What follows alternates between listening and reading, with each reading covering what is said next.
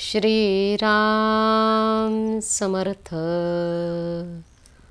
तुझा भाट मी वर्णितो रामराया, सदा सर्वदा गाय ब्रीदे सवाया. महाराज दे अंगीचे वस्त्र आता, बहु जीर्ण झाली देहे बुद्धी कंथा. पहिल्या भागात आपण बघितलं की समर्थांनी ही करुणाष्टकं अगदी सामान्य पातळीवर येऊन रचलेली आहेत. रामाकडे करुणा भागताना समर्थ म्हणतात, जे कर्म आजवर मी माझ्या देहबुद्धीने करत होतो ते सगळं सोडून मनोभावे तुझी कास धरावी अशी बुद्धी माझ्या ठिकाणी उत्पन्न कर. थोडक्यात यापुढे जे कर्म मी करेन त्यात तू साक्षीत्वाने राहा. तुझ्या भजनाचा असा काही छंद लागलाय की तू पुन्हा केव्हा भेटशील अशी आस लागली आहे. पण इतकं असूनही मनाचा चंचलपणा खूप प्रयत्न करूनही मला मोडता येत नाही आहे. माझ्या कुटुंबावरचं अहम ममत्व कमी होत नाही आहे. म्हणून मी तुझ्याकडे ही करुणा भागतोय की माझं दैन्य कमी कर. आज आपण श्लोक क्रमांक 6 ते 10 जाणून घेऊया. श्रोता वक्ता श्रीराम समर्थ. जय जय रघुवीर समर्थ. समर्थांसारखे संत आपण कोणाच्या पोटी जन्म घ्यायचा हे ठरवून येतात. आपल्यात राहून काही वेळ आपल्यासारखं वागण्याचा प्रयत्न करतात, आपल्यात मिसळतात. आपल्या कृतीतून ते आपल्याशी संवाद साधतात. मग ती वाङ्मयीन पातळीवरची कृती असो अथवा सामान्य मनुष्यांप्रमाणे वागण्याची कृती असो, त्यांची प्रत्येक कृती ही आपल्याला बोधप्रदच असते. फक्त ती लीला करण्यासाठी लागणारं शुद्ध मन आवश्यक असतं. म्हणून संतांचा चरित्रकारही जन्माला यावा लागतो आणि ते समजून घेणारा साधकही. स्वराज्य निर्मितीसाठी जन्माला आलेले छत्रपती शिवाजी महाराजही राज्य व्हावे हेतू श्रींची इच्छा म्हणून करते पण त्याच्याकडे देतात. एका स्वरचित भंगात शिवराय म्हणतात, नाशिवंत सुखासाठी अंतरला जगजेठी, नाही नाही आते गुडी लक्ष 84ची जोडी. मनुष्य जन्म गेल्या बारे काय करशील बारे,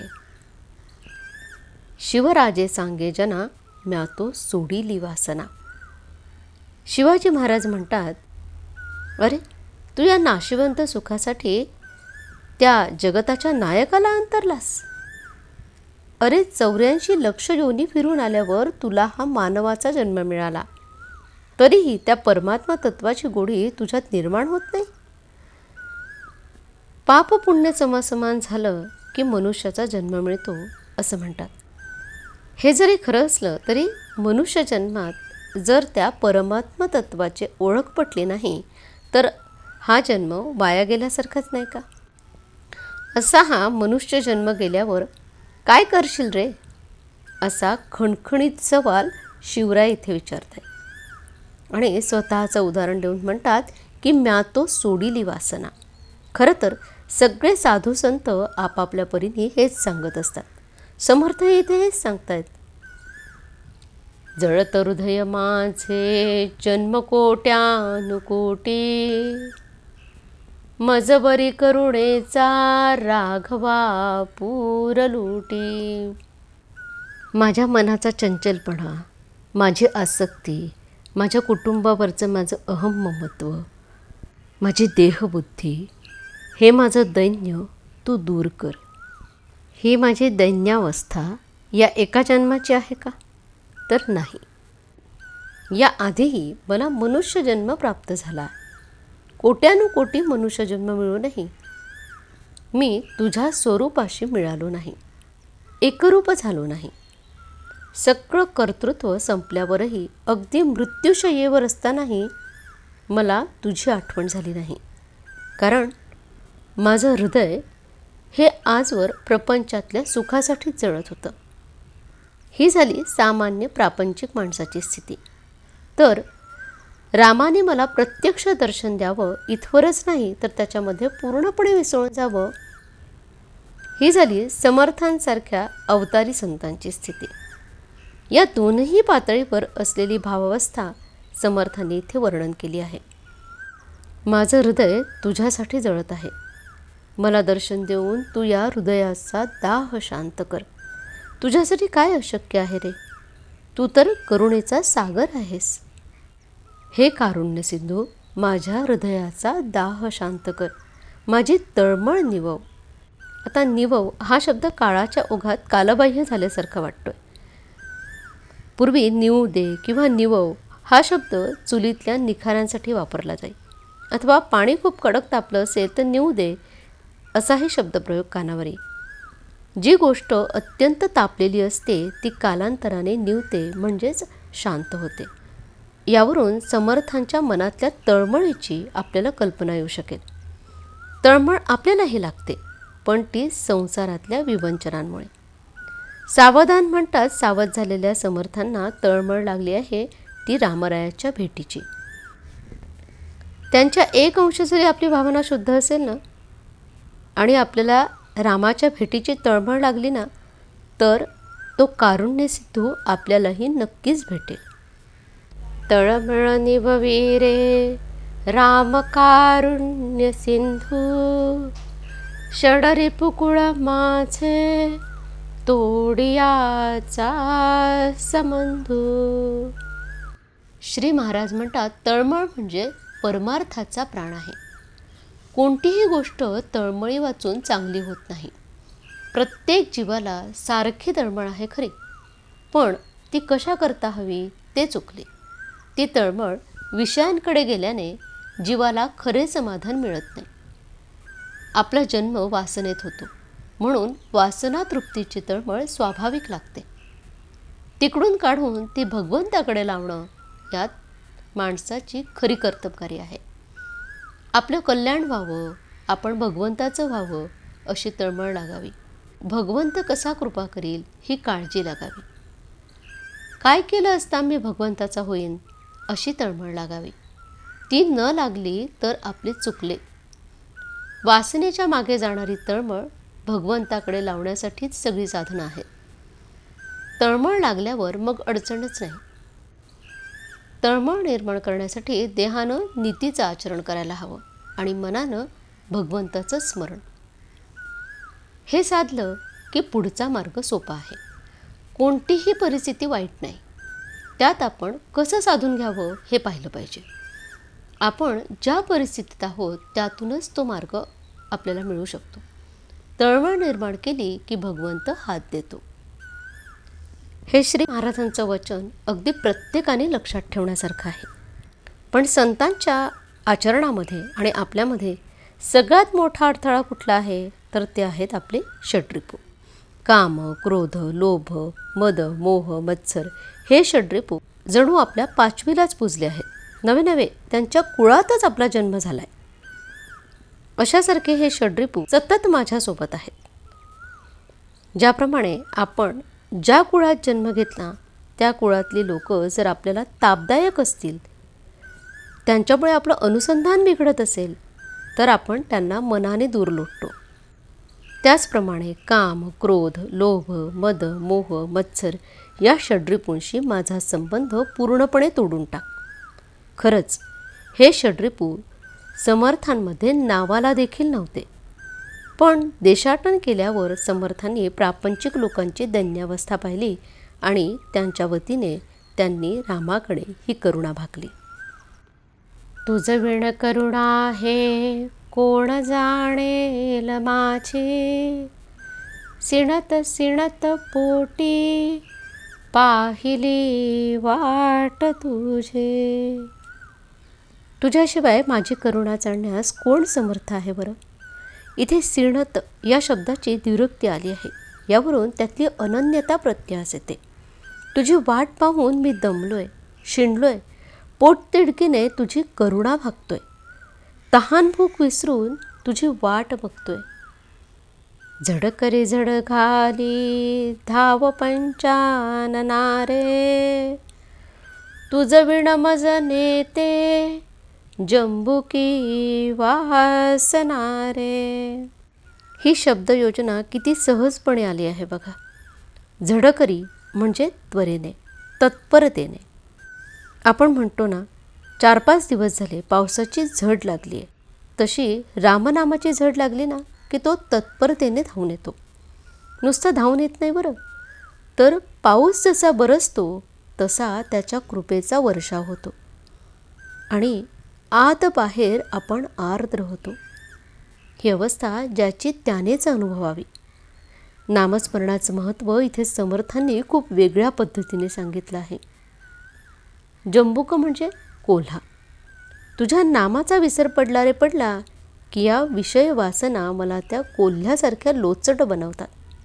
पण तुझ्यासारखा सबळ पाठीराखा असल्यावर मला या वासना त्रास देणार नाहीत.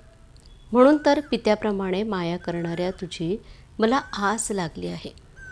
ही झाली साधकाची अवस्था. समर्थांसारखे योगी हे रामकार्यासाठी जन्म घेतात. त्यांचा एकमेव सखा म्हणजे राम. म्हणून समर्थ म्हणतात, सबळ जनक माझा राम लावण्य कोटी, म्हणून मज पोटी लागली आस मोठी. अशी उत्कटता यायला जन्मोजन्मीची साधना लागते. समर्थांसारख्या अवतारी संतांची कायम अशी अवस्था असते. ते जन्मजातच तयार असतात. असे संत हे सांख्यमार्गी असतात. त्यांचा साधनमार्गही उच्च प्रतीचा असतो. दुष्टांचं निर्दालन आणि सुष्टांचं रक्षण करण्यासाठी देवालाही राम म्हणून मनुष्य रूपात अवतार घ्यावा लागला. रामावतार म्हणजेच तर वेधस. वेधस म्हणजे ब्रह्मा, विष्णू, महेश यांच्या एकत्रित शक्तीने घेतलेला मानवाचा अवतार. अशा प्रकृतीलीन पुरुषांना सांख्याचार्यांनी कल्पनियामक ईश्वर तथा ईश्वरकोटी अशी नावे दिली आहेत. समर्थांनीही इथे रामरायाला लावण्य कोटी म्हटलं आहे. लवण म्हणजे मीठ. मिठामुळेच तर पदार्थाला चव येते. म्हणूनच एकही अवगुण्य नसलेल्या स्त्रीला लावण्यवती म्हटलं जातं. इथे तर समर्थांनी श्रीरामाची तुलना कोटी लावण्याशी केली आहे. जसं गणपतीसाठी सूर्यकोटी समप्रभ असा शब्दप्रयोग केला जातो. कोटी लावण्याने नटलेला माझा राम माझा जनक आहे, पिता आहे. त्याला भेटायची मोठी आस लागली आहे. हे रामा, तुझ्या भेटीकरता प्राण कंठाशी आले आहेत. बोटावर दिवस मोजून मी तुझी आतुरतेने वाट बघतोय. अचानक माझ्यासमोर आलास तर तुला घट्ट मिठी घालीन. दिवस गणित बोटी प्राण ठेवून कंठी, अवचट मज भेटी होत घालीन मिठी. जननी जनक माया लेकरू काय जाणे, पयन लगत मुखे हाणिता वत्सनेणे. आपल्या मुलांना शिक्षा केली, त्यांना रागवलं तर कित्येकदा त्या जन्मदात्यांना अन्न पाणी गोड लागत नाही. पण त्या लेकराला आपल्या रागवण्यामागे असलेली आपल्या आईबापाची भूमिका जशी समजत नाही, तशी आम्हालाही तुझी माया समजत नाही. श्री गोंदवलेकर महाराज यासाठी एक उत्तम उदाहरण देतात. श्री म्हणतात, बाप डोक्यावर पांघरूण ओढून लहान मुलांना बागुलबुवा करतो. तेव्हा ते मूल घाबरतं, रडतं. पांघरूण बाजूला केल्यावर आत आपला बापच आहे हे कळल्यावर खुदकन हसतं. तसं प्रपंचातलं दुःख ही त्याचीच योजना आहे. प्रपंचात खोल बुडून त्याच्या भोवऱ्यात आपण अडकू नये यासाठी त्याने केलेली ही युक्ती आहे. इतक्या सहजपणे प्रपंचातल्या अडचणींकडे बघितलं तर आपणही त्या लहान मुलांसारखं खुदकन हसू. जलधर कण आशा लागली चातकासी, हिमकर अवलोकी पक्षिया भूमिवासी. चातक आणि चकोर या दोन्ही पक्षांची उदाहरणं संत वाङ्मयात नेहमी आढळतात. एका रामरायाशिवाय मला कोणाचाच आधार नाही यावर भर देताना समर्थांनी इथे दोघांचंही उदाहरण दिलं आहे. चातक पक्षी हा फक्त पावसाचं पाणी पिऊन राहतो. हा पक्षी आपल्या देशात फक्त वर्षा ऋतूत येतो. वर्षा ऋतू संपताच हा अतिथी म्हणून आलेला पक्षी निघून जातो. मारुती चितमपल्ली यांच्या आनंददायी बगळे या पुस्तकामध्ये चातक पक्षाचा हा उल्लेख आलेला आहे. इथे मला एक सुंदर श्लोक आठवतोय. रे रे चातक सावधान मनसा मित्र क्षणं श्रूयताम अंबोधः बहवो हि सन्ति गगने सर्वेऽपि नैतादृशः केचित् दृष्टिभिराद्रयन्ति वसुधां गर्जन्ति केचित् वृथा यं यं पश्यसि तस्य तस्य पुरतो मा ब्रूहि दीनं वचः. भर्तृहरीच्या नीतिशतकातला हा श्लोक म्हणजे अन्योक्ती आहे. कवी म्हणतो, हे चातका, हे मित्रा, सावधपणे ऐक. आकाशात बरेच ढग तुला दिसत असले तरी त्या सगळ्यांना दीनपणे याचना करू नकोस. त्यातले काही पाणी देणारे असतील तर काही वृथा गर्जना करणारे असतील. तसं आपणही जो सत्पुरुष भेटेल त्याच्याकडे अनुग्रहाची याचना करू नये. त्यापेक्षा नामात राहावं, म्हणजे त्याच्या कृपेचा मेघ सहज बरसेल आणि सद्गुरूंची प्राप्ती होईल. मग एकदा का सद्गुरू केला की त्याच्या जागी दुसऱ्या कुणाचाही विचार करू नये. हिमकर अवलोकी पक्षिया भूमिवासी असं समर्थांनी इथे म्हटलं आहे. हिमकर म्हणजे चंद्र, आणि चंद्र ज्याचं जीवन आहे तो पक्षी म्हणजे चकोर. या चकोरावर मारुती चितमपल्ली यांनी संशोधन केलं आहे. ते म्हणतात, चकोराचं आवडतं खाद्य म्हणजे वाळवी. वाळवीला सूर्यप्रकाश सहन होत नाही, म्हणून वारुळातून वाळवी रात्री बाहेर पडते. पिल्लांची जलद वाढ व्हावी म्हणून चकोरी पिल्लांना वाळवी चारते. चंद्राच्या प्रकाशात चकोराला वाळवी सहज दिसते, म्हणून चकोरकुळ चंद्रप्रकाशात वाळवी टिपताना दिसतं.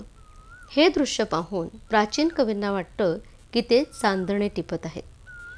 त्यामुळे असं म्हटलं जातं की चंद्र हे चकोराचं जीवन आहे, तो चंद्राशिवाय राहू शकत नाही. आता समर्थ काय म्हणतात ते बघूया. चातकाला जशी फक्त मेघाच्याच थेंबांची याचना असते तशी मला फक्त तुझी आस लागली आहे. तो हिमकर जसा आकाशातून चकोराचं अवलोकन करतो, ज्यामुळे चकोराला त्याचं अन्न मिळायला मदत होते, तसा तूही माझ्या रक्षणाकरता तत्पर असतोस. ज्याप्रमाणे चातकाला मेघाशिवाय आणि चकोराला चंद्राशिवाय जीवन नाही, तशी तुझ्याशिवाय माझी अवस्था झाली आहे. तुझ विणमज तैसे जाहले रामराया विलग विषम काळी तुटली सर्व माया सकळ जन सखा तू स्वामी आणि नाही वमक वमन जैसे त्यागिले सर्व काही. तुझ्या वियोगामुळे झालेल्या विपरीत अवस्थेमुळे ज्या मायेत मी सापडलो होतो ती आता तुटून पडली आहे, गळून पडली आहे.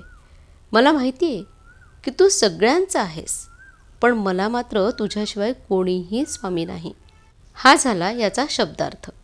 याचा गूढार्थ समर्थ कृपेने ध्यानात आला तो असा, स्वामी हा अनंत पुल्लिंगी शब्द आहे. स्व अमीन, स्व म्हणजे स्वतःवरची आणि अमीन म्हणजे सत्ता. स्वतःवर सत्ता ठेवणारा, म्हणजेच आपल्यावर सत्ता कोणाची चालते तर आपल्या मनाची. गीता सांगते, मनः एव मनुष्याणां कारणं बंधमोक्षयोः बंधाय विषयासंगे मुक्तो निर्विषयं मनः. गीतेत कृष्णाने स्पष्टपणे सांगितलं आहे की इंद्रियाणा मनश्चास्मी. सकळ जन सखा तू असं म्हणत असताना सगळ्यांचाच सखा आहे, कारण प्रत्येकाजवळ असलेलं मन तूच आहेस. पण माझा मात्र तू स्वामी आहेस, कारण माझ्या मनाचे सगळे व्यापार तुझ्या अधिपत्याखाली चालतात. आणि म्हणून माझ्या दुर्वासनांचं वमन झालेलं आहे. थोडक्यात त्या विषय वासनांपासून मी परावृत्त झालो आहे. आज इथेच थांबूया. पुढल्या श्लोकांचं विवेचन पुढल्या भागात बघूया. आपल्याला हे विवेचन कसं वाटलं मला कमेंट बॉक्समध्ये जरूर कळवा. जय जय रघुवीर समर्थ. श्रीराम समर्थ.